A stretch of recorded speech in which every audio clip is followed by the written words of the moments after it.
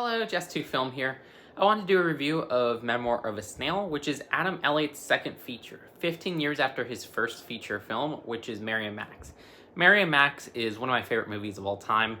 If I had to say, I've only seen it once, so I do want to rewatch it soon, but it might be my second favorite film in the animation world if I rewatch it. Like, behind Toy Story 2, I love it that much. I love what it explores. It feels so honest in the characters and the disabilities it explores, where we have a look at an autistic man that's done in such an empathetic way, that's done in such an honest way, and I love the world that that film created. So Memoir of a Snail had a tough battle to see, will this top Mary and Max? Honestly, did it top it? I don't think so. I think I like Mary and Max a little bit more. Is it one of the best movies of the year? Yeah. I love Memoir of a Snail. Please go see this if it's playing in a theater near you. It's just the life of somebody.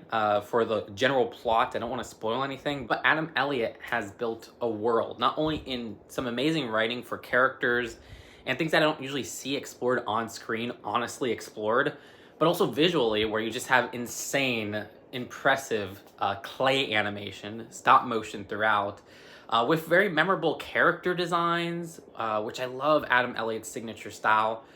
He was talking about in this live stream Q&A before that his character's eyes, that was like a hard part in getting like his signature style for like characters in general.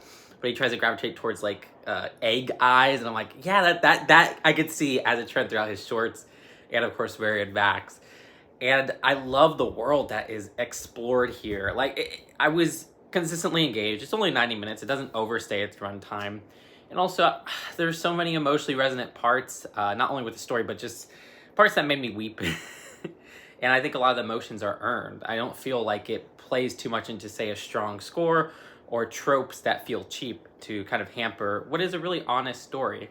And like his other films, you got an exploration of some physical and some mental disabilities that I don't see explored as honestly in other films. And I love the story that's going on here. It's a very engaging film. Like, there are some topics that this explores on a thematic level that I did not expect to get from here. Like, it's not on the nose in the film, but I think in many ways the film illustrates what it's like to be a furry in a very honest way that I haven't seen in other films. I don't think that's a spoiler. I think that's just my weird interpretation or whatever, but I really like that aspect of the film. And while there are like child characters in the film and you get the whole life of people, it doesn't feel like it resorts to neutering itself in terms of making an experience that, oh, they watered this down just to get a rating. Oh, they watered this down so that it could sell to more studios. It is pretty dang raw at points and pretty emotionally devastating at points too, but has a lot of thematic purpose and has a lot to say. I just love this world. I love the writing. I love the characters. So many memorable characters, which is just a great part of the film, is like all the side characters are like super memorable additions.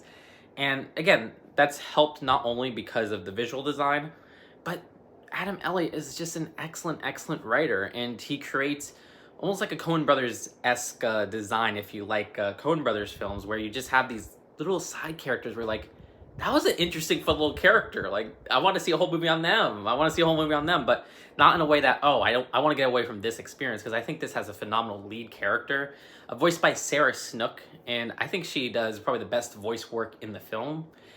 I will say, if there were problems with the film, some of it comes with the voice work.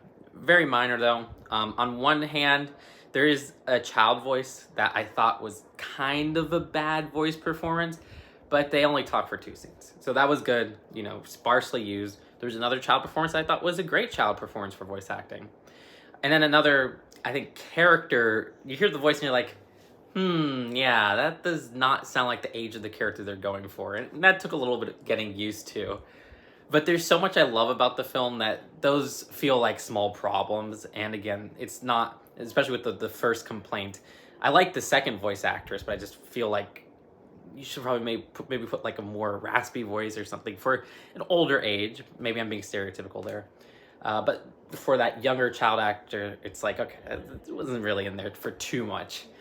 If anything, the score maybe starts out a little bit repetitive, but I really love the original score of this film, and there are some fantastic and beautiful score pieces in this film, and how it's used never feels manipulative in an inauthentic way.